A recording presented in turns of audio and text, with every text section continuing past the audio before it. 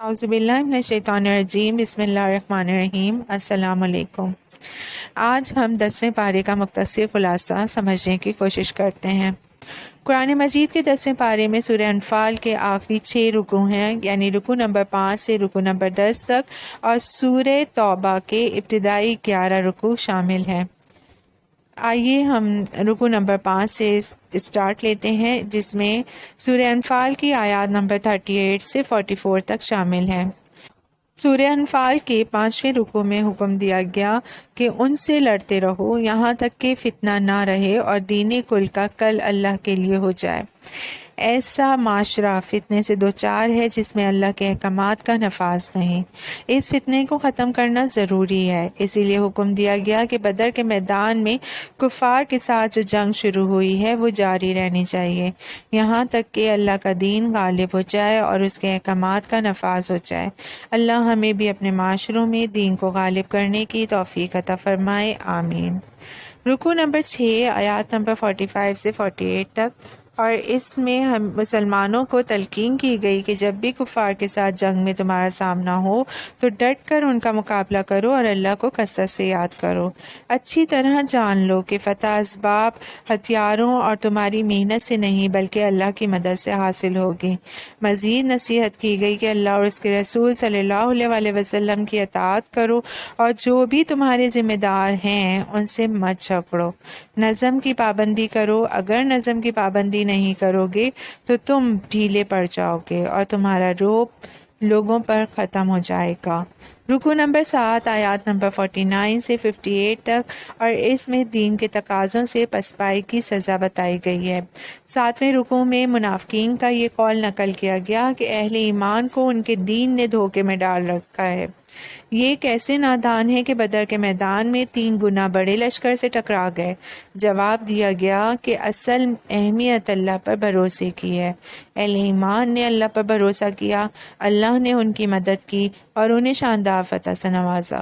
منافقین موت کے ڈر سے میدان جنگ میں نہیں آتے، لیکن جب بستر پر بھی انہیں موت آئے گی تو فرشتے ان کے چہروں اور پیٹھوں پر ضربیں لگائیں گے، ان سے کہیں گے کہ اپنی بزدلی، دنیا داری، دین کے تقاضوں سے پسپائی کا مزہ چکھو۔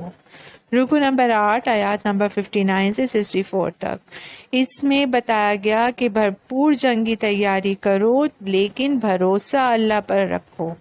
8ویں رکوع میں مسلمانوں کو حکم دیا گیا کہ کافروں کے مقابلے میں امکانی حد تک پوری تیاری کرو، زیادہ سے زیادہ قوت اور اسلحہ فراہم کرنے کی کوشش کرو، اس مقصد کے لیے اپنا مال خرچ کرو۔ جو مال اللہ کی راہ میں خرچ کیا جائے گا اس کا بھرپور اجر دیا جائے گا اور کسی کے ساتھ کوئی ظلم و ناانصافی نہیں کی جائے گی، البتہ بھروسہ جنگی تیاریوں پر نہیں، اللہ پر کیا جائے۔ کامیابی ہماری تیاری سے نہیں لیکن اللہ کی نصرت سے حاصل ہوگی۔ رکوع نمبر 9 آیات نمبر 65 سے لے کر 69 تک، اور اس رکوع میں ایک نازک مضمون کا بیان ہے۔ نبی کریم صلی اللہ علیہ وسلم نے بدر میں قید کیے گئے کفار کو فدیہ لے کر چھوڑنے کا فیصلہ کیا۔ اس پر اللہ نے آپ صلی اللہ علیہ وسلم کو متوجہ فرمایا کہ ایسا کیوں کیا گیا۔ ابھی تو ضروری تھا کہ کفار کی کمر توڑنے کے لیے انہیں قتل کیا جاتا۔ چونکہ آپ صلی اللہ علیہ وسلم کا فیصلہ اپنے مزاج کی فطری نرمی کی وجہ سے تھا، لہٰذا اللہ نے آپ صلی اللہ علیہ وسلم سے درگزر فرمایا۔ اعلان کر دیا گیا کہ جو بھی فدیہ قیدیوں سے وصول کیا گیا ہے وہ مال غنیمت کی طرح ہے اور اس سے استفادہ جائز ہے۔ رکوع نمبر 10 آیات نمبر 70 سے 75 تک، اور اس رکوع میں آگاہ کیا گیا کہ حقیقی مومن وہ سعادت مند ہیں جنہوں نے ایمان لانے کے بعد ہجرت کا اور مال و جان سے اللہ کی راہ میں جہاد کا فیصلہ کیا۔ اسی طرح وہ انصار مدینہ جنہوں نے مہاجرین کو ٹھکانہ دیا اور ان کی مدد کی، ان سب مومنوں کو ایک دوسرے سے خوب محبت کرنی چاہیے اور ایک دوسرے کے لیے اصرار کرنا چاہیے۔ اس کے برعکس کفار کے لیے دل میں کوئی نرم گوشہ نہیں رکھنا چاہیے۔ اگر ایسا نہ کیا گیا تو باطل کے خلاف بھرپور وار نہ لگایا جا سکے گا اور زمین میں فساد برپا رہے گا۔ بلا شبہ جو لوگ ایمان لائے، ہجرت کی، مال اور جان سے اللہ کی راہ میں جہاد کیا اور جنہوں نے ان کی مدینے میں نصرت کی، یہ سب کے سب پکے مومن ہیں، ان کے لیے بخشش ہے اور عزت والا اجر بھی۔ اللہ ہمیں بھی یہ صفات عطا فرمائے اور پکے مومنوں میں شامل فرمائے، آمین۔ یہاں پہ سورہ انفال کا اختتام ہوتا ہے، اور جو ہے اب ہم جو ہے سورہ توبہ کا آغاز کریں گے۔ سورہ توبہ کے پہلے رکوع کی بات کرتے ہیں، جس میں حق کے دشمنوں کے لیے رسوائی کا اعلان کیا گیا۔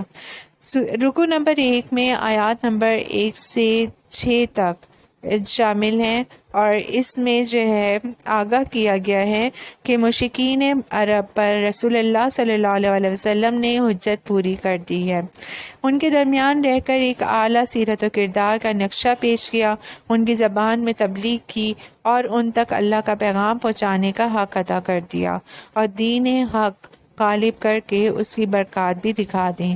اب بھی اگر یہ مشرکین ایمان نہیں لاتے تو ان کے پاس کوئی جواز نہیں کہ اسلامی حدود میں رہیں، ایک معینہ مدت میں اسلامی حدود سے نکل جائیں۔ جو مشرکین یہ چاہیں کہ ان پر دین اسلام کا پیغام واضح کیا جائے تو حکم دیا گیا کہ ان کی خواہش پوری کرو، انہیں اللہ کا کلام سناؤ اور پھر ان کی محفوظ جگہ پر ان کو پہنچا دو، تاکہ وہ فیصلہ کر لیں کہ حق کو قبول کرنا ہے یا اسلامی ریاست کی حدود سے باہر نکلنا ہے۔ اگر وہ نہ نکلیں یا اسلام قبول نہ کریں تو پھر قتل کر دیے جائیں۔ یہ حکم صرف ان مشرکین عرب کے لیے تھا جن کے سامنے نبی اکرم صلی اللہ علیہ وسلم نے بنفس نفیس دعوت دین پیش کی۔ رکوع نمبر 2 آیات نمبر 7 سے 16 تک، اور اس میں جو ہے حق اور باطل کے درمیان سمجھوتا نہیں ہو سکتا، اس بارے میں بتایا گیا۔ دوسرا رکوع فتح مکہ سے قبل نازل کیا گیا۔ جب قریش نے صلح حدیبیہ توڑ دی تو آپ صلی اللہ علیہ وسلم نے مکے کی طرف لشکر کشی کا فیصلہ فرمایا۔ اس موقع پر چند لوگوں کا خیال تھا کہ مشرکین مکہ کے ساتھ صلح حدیبیہ کو پھر سے قائم کر لینا چاہیے، صلح بہتر ہوتی ہے۔ ویسے بھی مکے والے مہاجر صحابہ کے رشتہ دار ہیں، اور رشتہ داروں کے حقوق کا تقاضا ہے کہ ان سے جنگ نہ کی جائے۔ اللہ نے فرمایا کہ حق اور باطل کے درمیان کبھی بھی صلح نہیں ہو سکتی۔ جب کفر کو کچلنے کے لیے مطلوبہ قوت میسر نہ تھی تو مجبوراً صلح کی گئی تھی۔ اب جب کہ کفار نے صلح توڑ دی ہے تو ہرگز صلح کی تجدید نہیں کی جائے گی۔ اب اتنی قوت ہے کہ مکے کو کفر اور شرک کی گندگی سے پاک کر دیا جائے۔ اے مسلمانوں، تمہیں تو ان کے رشتہ دار ہونے کا خیال ہے، لیکن وہ تم سے رشتہ داری کا لحاظ نہیں کرتے، ان کے خلاف جنگ کرو، اللہ تمہاری مدد کرے گا۔ کیا تم نے یہ سمجھا کہ تم روز قیامت چھوڑ دیے جاؤ گے؟ حالانکہ اللہ نے ظاہر نہیں کیا کہ تم میں سے کون لوگ ہیں جو اللہ کی راہ میں جہاد کرنے والے ہیں، اور کون ہیں وہ جو اللہ اور رسول صلی اللہ علیہ وسلم کے سوا کسی اور کو اپنا ہمراز اور قلبی دوست نہیں بناتے۔ رکوع نمبر 3 آیات نمبر 17 سے 24 تک، اور تیسرے رکوع میں نیکی کے جزوی تصور کی زوردار نفی کی گئی ہے۔ بعض لوگ کہتے تھے کہ مکے والے حاجیوں کی خدمت کرتے ہیں، خانہ کعبہ کی صفائی ستھرائی کا اہتمام کرتے ہیں اور حج کے انتظامات کرتے ہیں، ان کے ساتھ رعایت کی جائے۔ اللہ نے جواب میں ارشاد فرمایا کہ مکے والے کفر اور شرک جیسے بڑے جرائم کے مرتکب ہوئے ہیں، لہٰذا ان کی جزوی نیکیوں کی کوئی اہمیت نہیں۔ اللہ کے نزدیک اہمیت جزوی نیکی کی نہیں بلکہ ایمان لانے، اللہ کی راہ میں ہجرت کرنے اور مال و جان سے جہاد کرنے کی ہے۔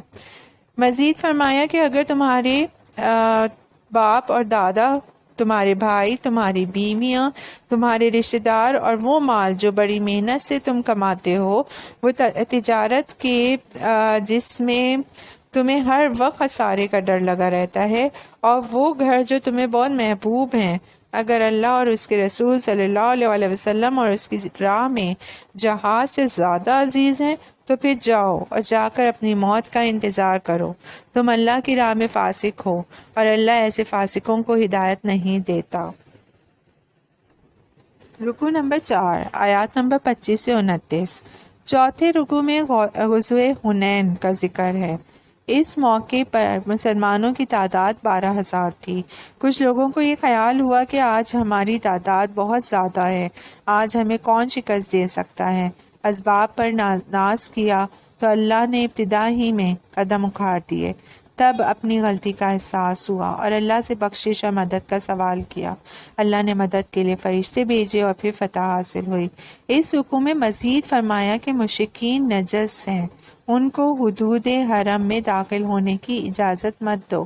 اگر تمہیں مالی تنگ دستی کا اندیشہ ہے تو اللہ عنقریب تمہیں غنی کر دے گا۔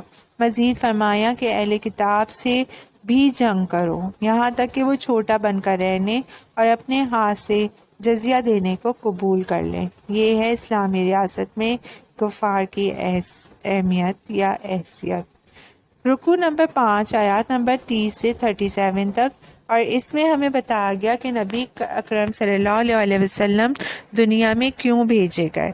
5ویں رکوع میں آگاہ کیا گیا کہ نبی اکرم صلی اللہ علیہ وسلم دنیا میں کیوں بھیجے گئے۔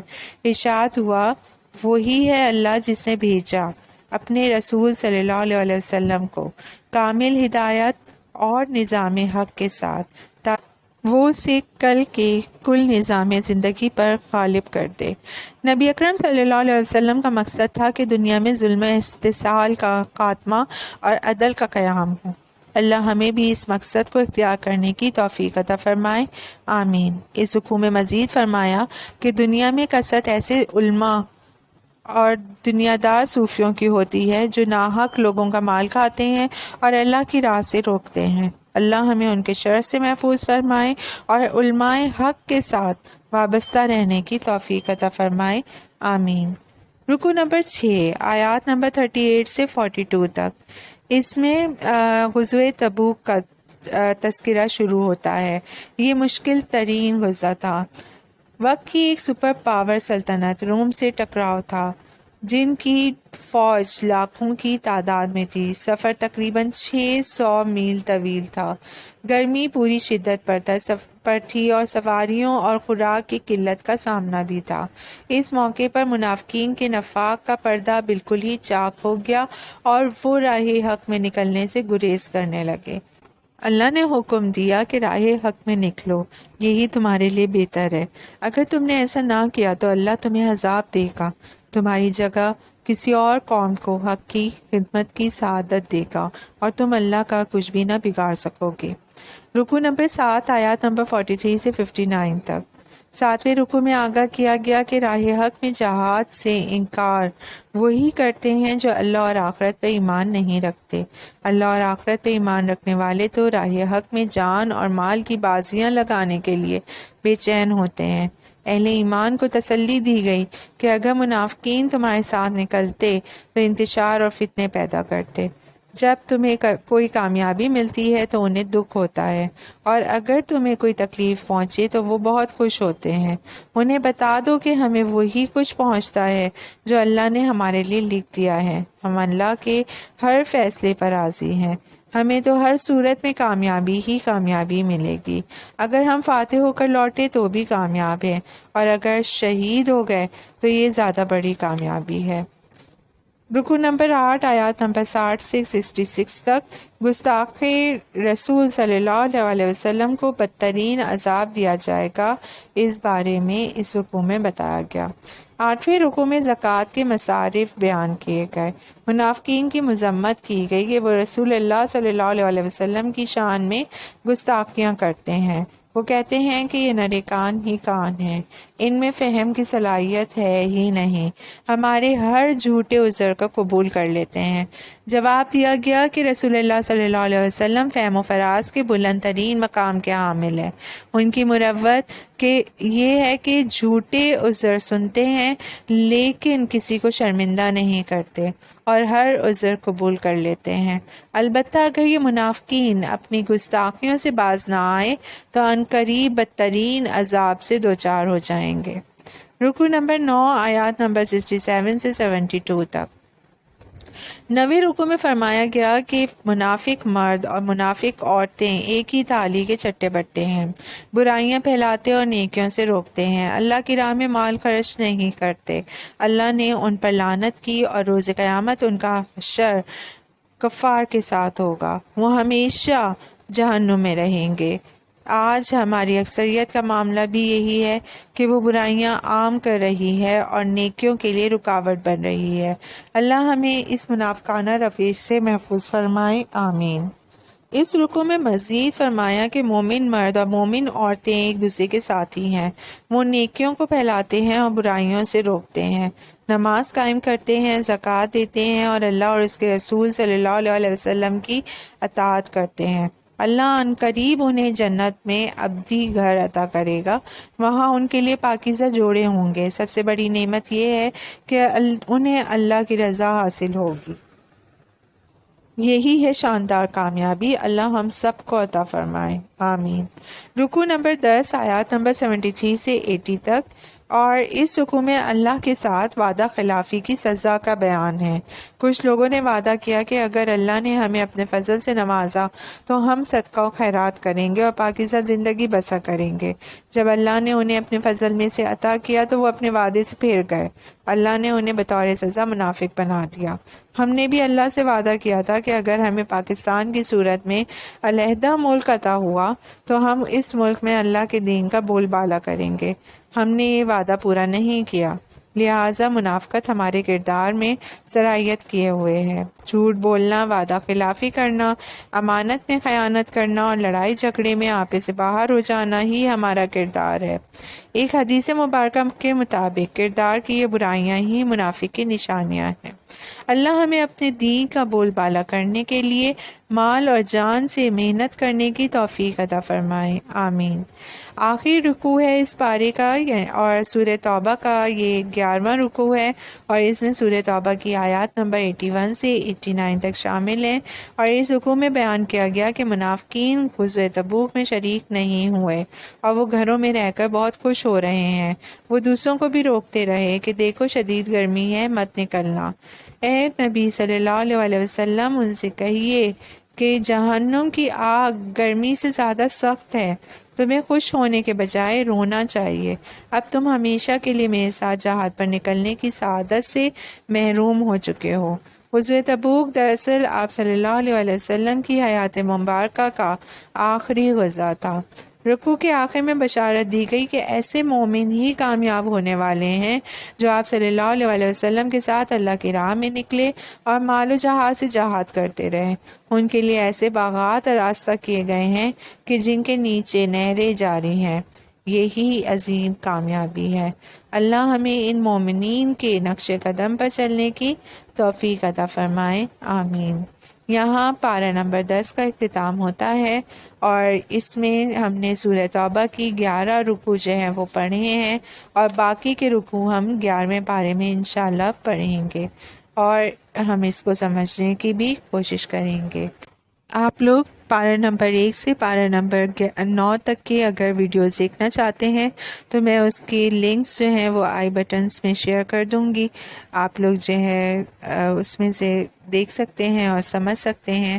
اللہ آپ لوگوں کو سمجھنے کی اور مجھے سمجھنے اور سمجھانے دونوں کی توفیق عطا فرمائے۔ شکریہ، آمین ثم آمین۔